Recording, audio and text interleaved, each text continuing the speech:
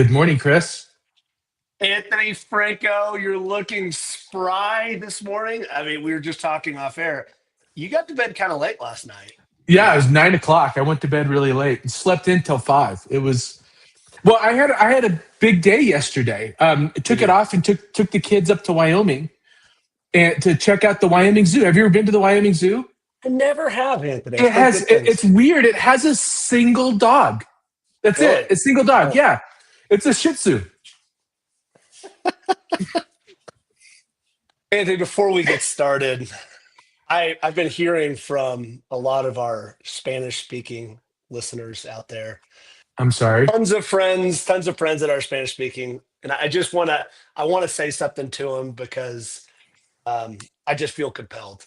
I want to say mucho because it means a lot to them.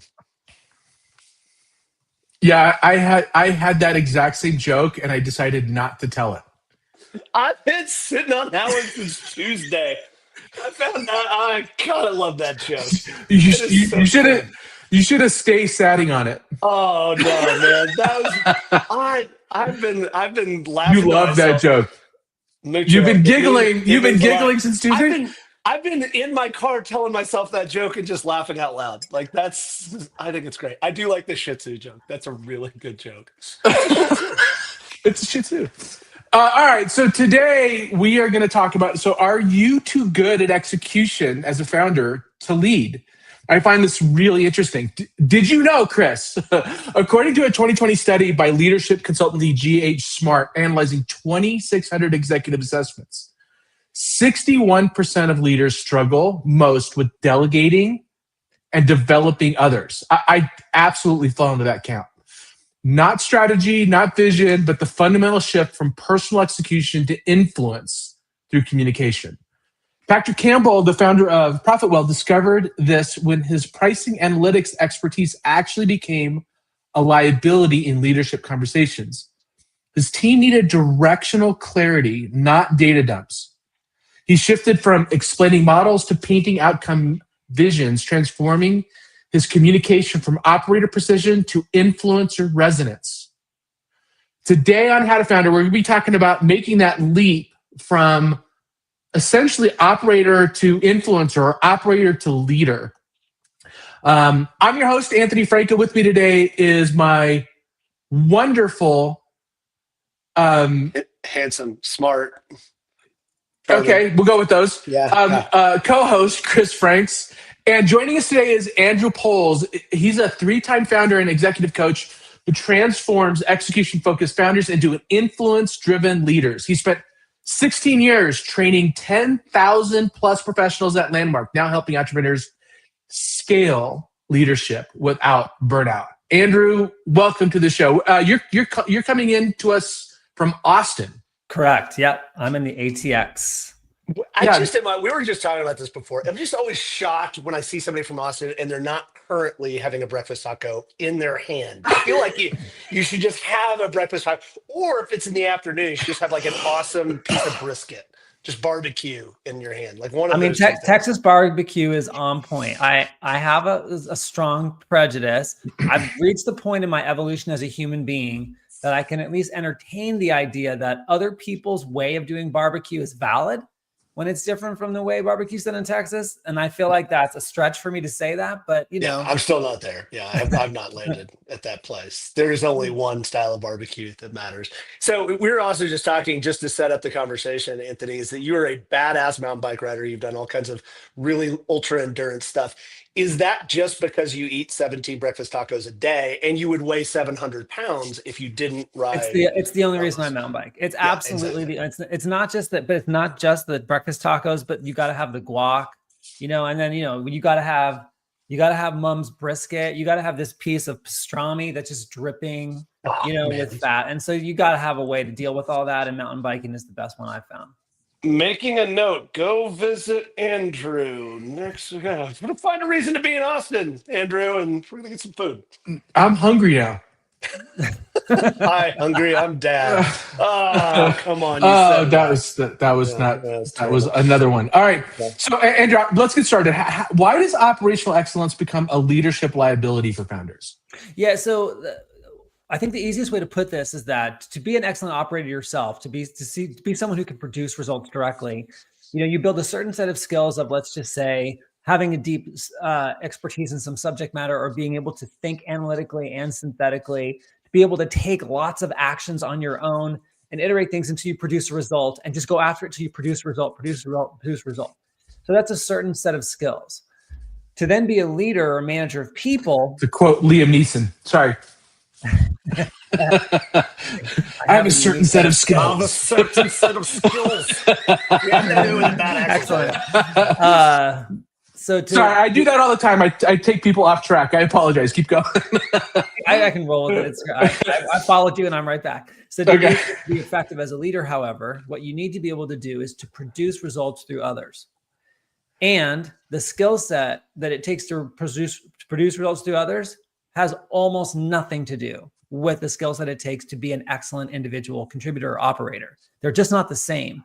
So one of the reasons why it's challenging is because most people who are super strong operators, and that's how they get to the opportunity to be a CEO or a founder, they've almost never needed to be managed. They just don't need someone to manage them. They know how to produce results. So they don't even have a model of what good or bad leadership, good or bad management looks like, because they've never needed anyone to manage them. So now you're stepping into a role where the skill set is not one that you've built and where you don't have a lot of contrast. And I think it's really important to appreciate this for the people who are listening, who are founders or who are leaders of companies, and you're the first time doing that, where you're coming from an operator role. Contrast is one of the most important things that you need to have for clarity. And clarity is about 80% of performance is clarity. Just being clear about how does this work? What are the actions to take, et cetera. If you don't have that, it's extremely difficult to perform. So why I say contrast is key to that is, like, as an analogy, and then I'll make this practical, but if you think about like reading, if the type font on a book with white paper was white type font, like maybe you could make out the imprint of, where the letters were kind of burned in there, but there's not enough contrast to be able to see it well. So you can't really get what's going on the page. So if you don't have the contrast of, okay, this was a style of leadership I saw or participated in that really worked well, this is one that didn't work well, and this is the difference. If you don't have any of that contrast, when you step into this role, like, you don't know really the lay of the land. So what a lot of leaders need to do when they make this transition is they actually need to apply the same kind of self-directed push and self-leadership they did to operating, to learning the skill set of leadership and management. And then, as you both know, those two are two different skills. And to be effective as a founder, you need both. You need to be an excellent leader and you need to be an excellent manager. And there are a set of skills you can build, and there are a set of principles you can learn that allow you to be as excellent at that as you were as an operator. But it's not going to feel the same. It's a very different engagement. Chris, I have a question for you, and Andrew, I want you to lean in on this as well. So here's where I struggled. So this is my self-aware weak spot, and the reason that I struggle with it is because I'm a very tactile operator. So I feel my way through a resolution, right? I feel my way through a problem. I present it with a problem, and I'm solving it as I'm thinking about how I'm going to strategize it, right? I got to be in it. I've got to have my hands dirty. And what you're asking me to do is stop doing that. Stop navigating your way through it and define a clear path for somebody to delegate it to. And I don't have that clear path in my head. Chris, do you is that something that you experienced, Chris, or could you guide me along that path? I mean, so I'll start with unpacking what Andrew said and just talk a little bit about what the research is currently saying. So first of all, Andrew, dead right.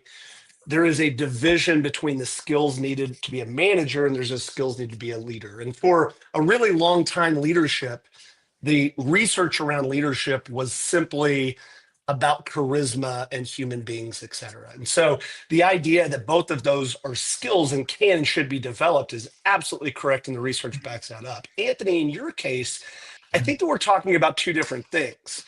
Number one is the ability as a founder to solve problems. You have to be that person. you have to get clarity in your mind. I think the contrast and clarity is an interesting one, is you have to be able to understand the problem to be able to solve it. The challenge is, Anthony, is you can't be the one that solves it every single time. You can get your framework around it, you can understand it, but then you're going to have to delegate to be able to grow.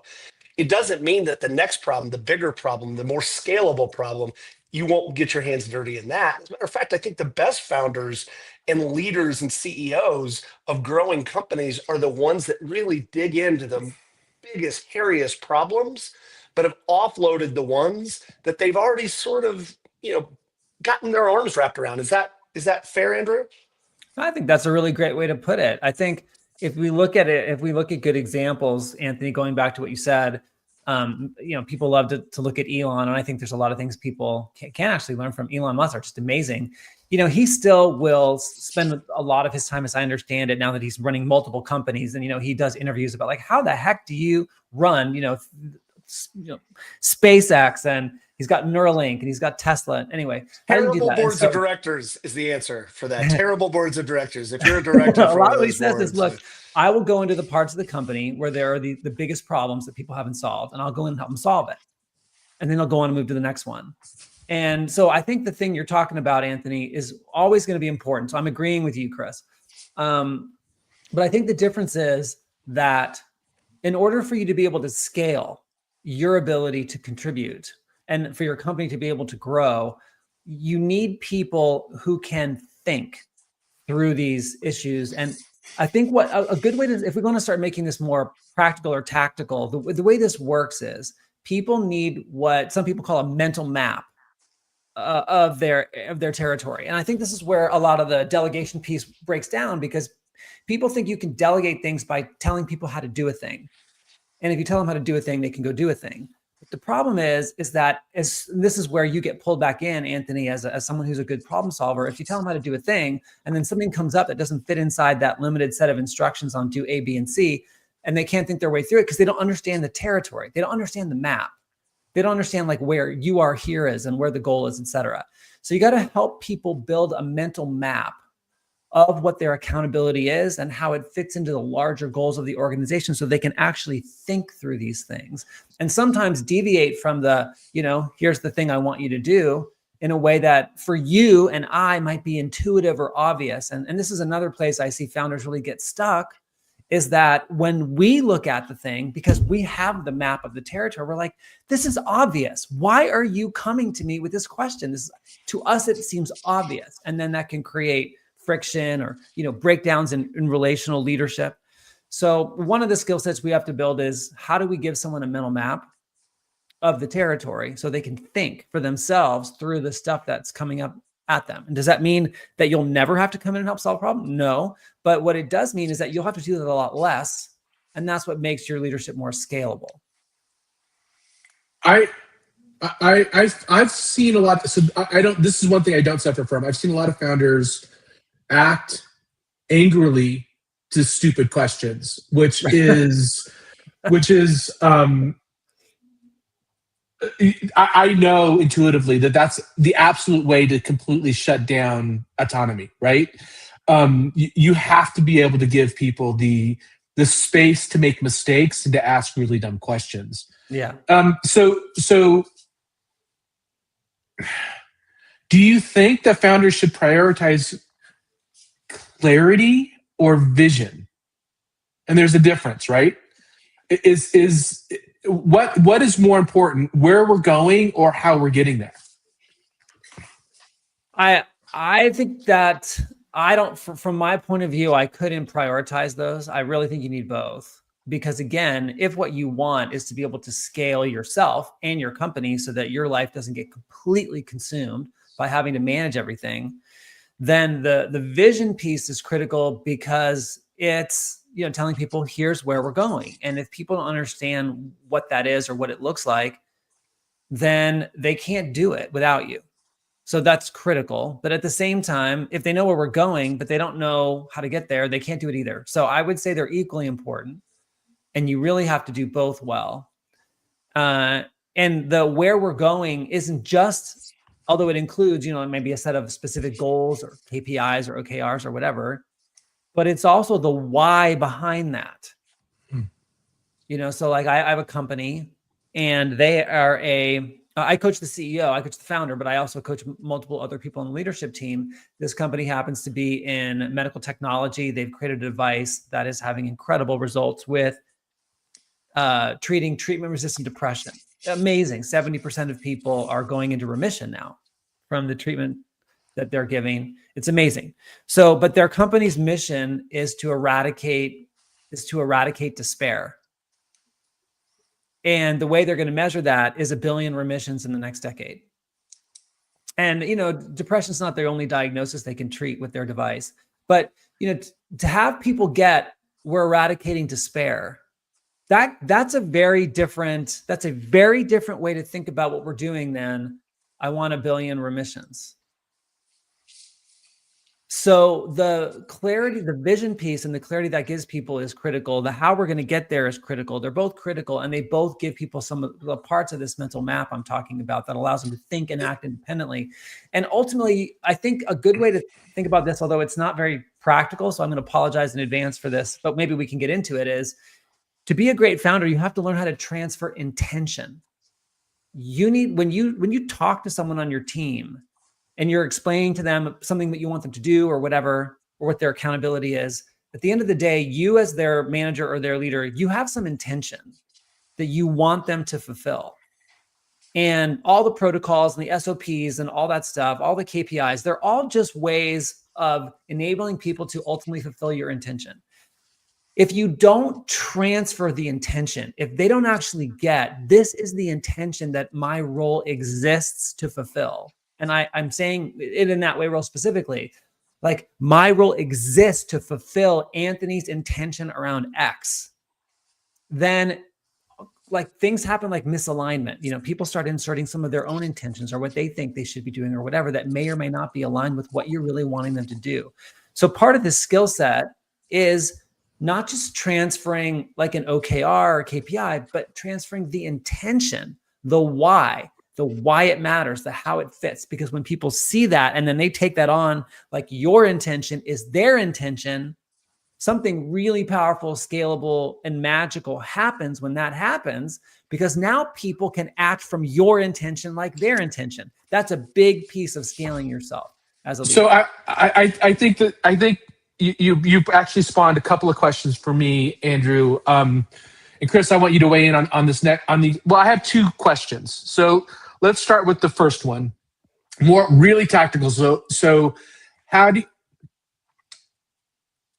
you as the leader transfer that intention to KPIs, or do you expect the leader that you're communicating the intention to develop those KPIs? Like, or do you do that collaboratively? Like, how do you translate that intention into measurable outcomes? I think it can work either way. I've seen it work both ways. And sometimes it's a function of timing, right? Like maybe you develop these KPIs with the first person in this role together, but then you lose that person for whatever reason. The next person coming in, like, these are the KPIs, we're already invested in this. So sometimes you are forced by necessity to hand them down. The important thing is the connections. And this is the thing that the brain needs. This is the neuroscientific part of this. And this is unbelievable. When I started to first see this, I was like, this blew my mind. When people can make the connections logically and tactically between, okay, why are we doing this?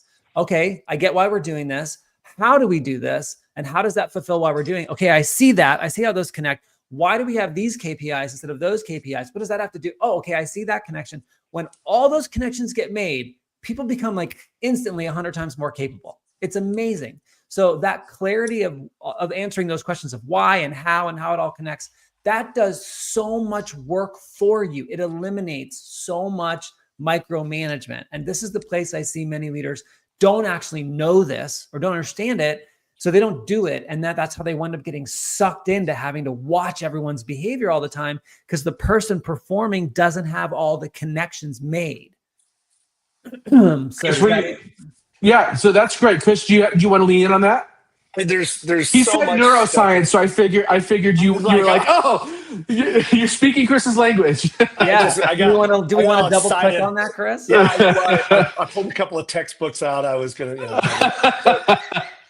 I want to start by like, have you guys ever actually read the job description of a CEO? Like if it comes across LinkedIn, most of the job descriptions sound like they're trying to hire for an X-Man or something. They're like, you need to have they're terrible job descriptions I always read because them they're so generic. They say it's like you need to have good character and leadership skills. Like, how do you measure that? Like, how do you, it's I think very difficult. This is one of the problems, and there's actually a couple of good books on this and some actual research based on this, which is what is a good CEO? Well, there's a lot of different ways to be a good CEO, but I think to your point, Andrew, and this is back to that mental kind of framework we're building, which is you need to have leadership skills. Let's set that aside for a second. You need to have management skills, and management skills in your case, what you're talking about, Andrew, is the ability to build this logical framework of saying, here's what matters to the company. Here's what I care about. Here's what this layer of the company should care about. Here's what individuals, and with the understanding of some basic psychology, which is people don't like to be told exactly what to do. They like to have freedom of movement and operations and figure it out for themselves. And so figuring out those management skills, how do you actually build the things that matter? And then the leadership skills part of that is the ability to go out and communicate and create a vision and inspire people towards that direction to be a good CEO. And we don't really talk about these two sets of skills. Number one, they are skills, Andrew. They're not things that are, Right.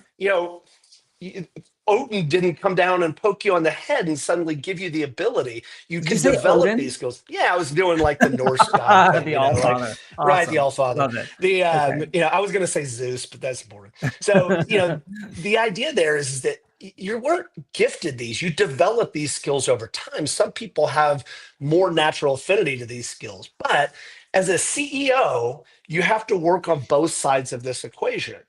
And then the final thing there's a layer, Anthony, that goes to both of these things, which is you have to be an elite level communicator.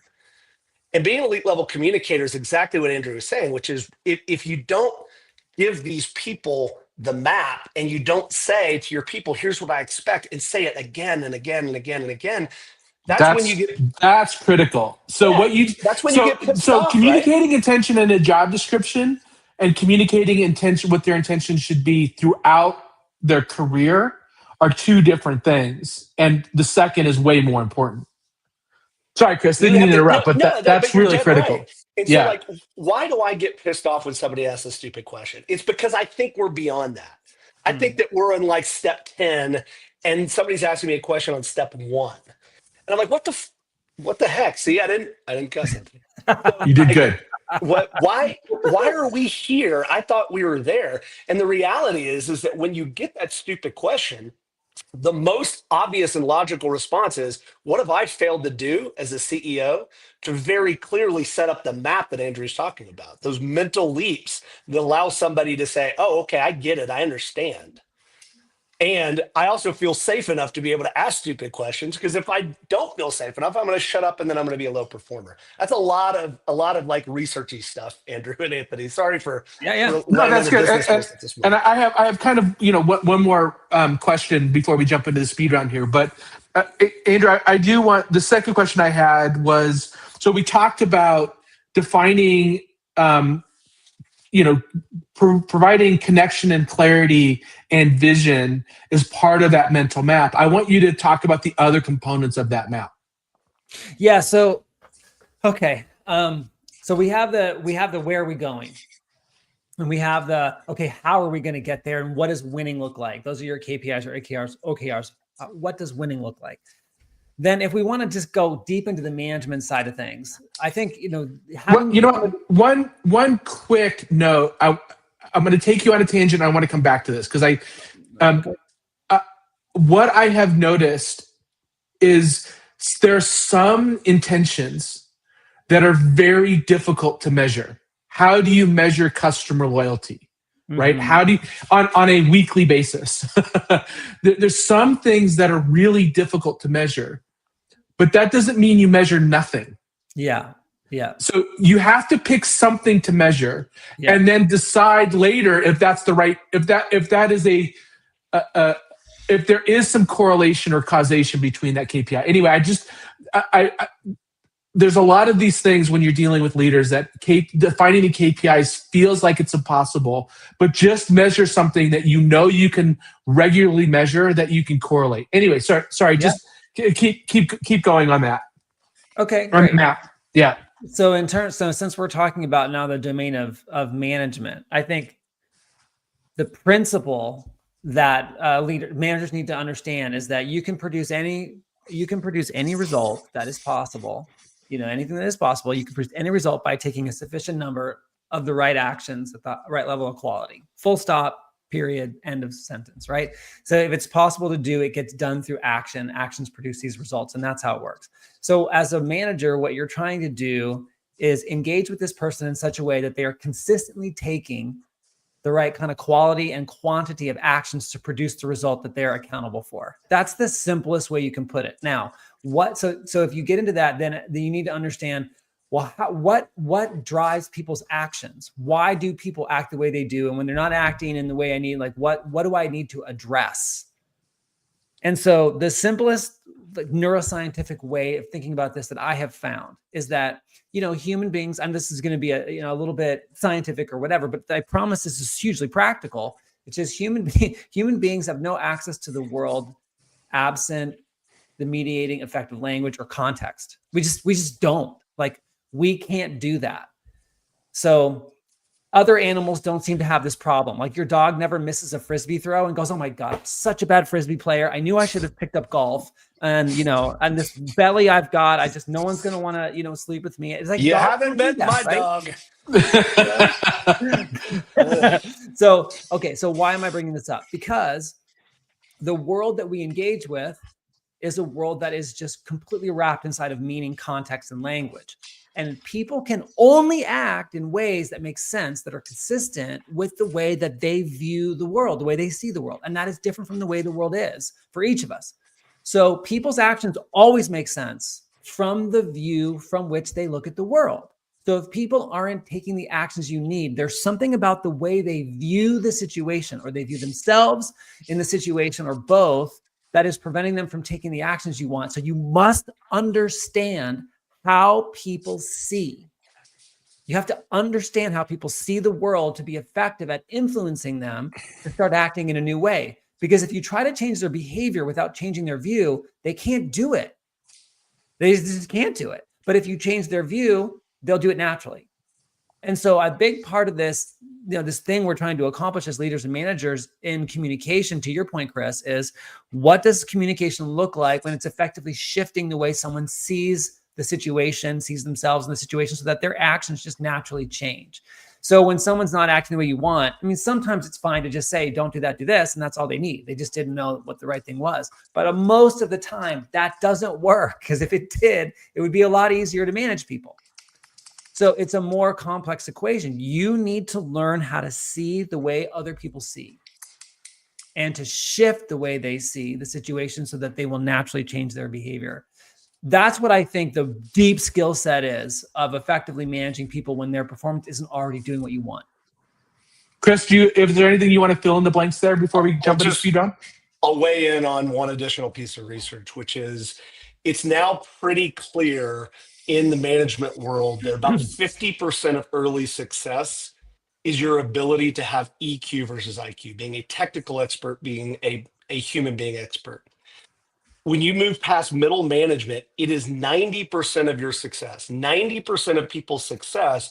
And in this particular case, Andrew, the conversation around being a CEO, 90% of your success is reliant on this thing we call EQ, the emotional intelligence. And emotional intelligence, it is a skill. It can be developed. It is hard. It requires hard internal work. But that EQ level is exactly what you're talking about, Andrew.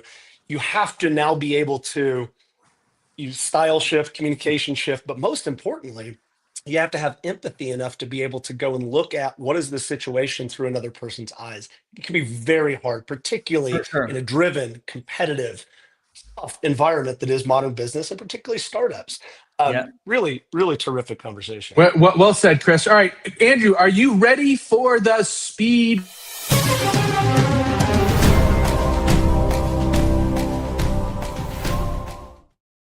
CEOs who stop doing the work lose touch.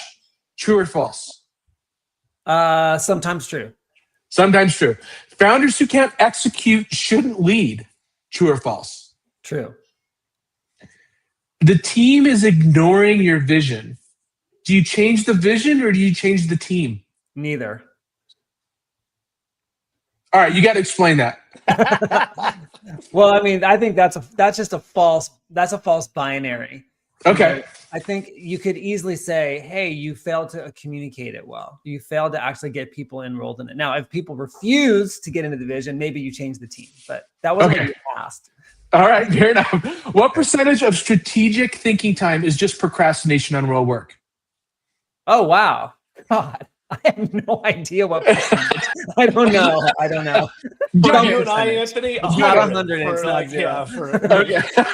It's somewhere between 1 and 99. Great. If you're the best executor in the company and that isn't going to change, do you keep doing it or do you start leading?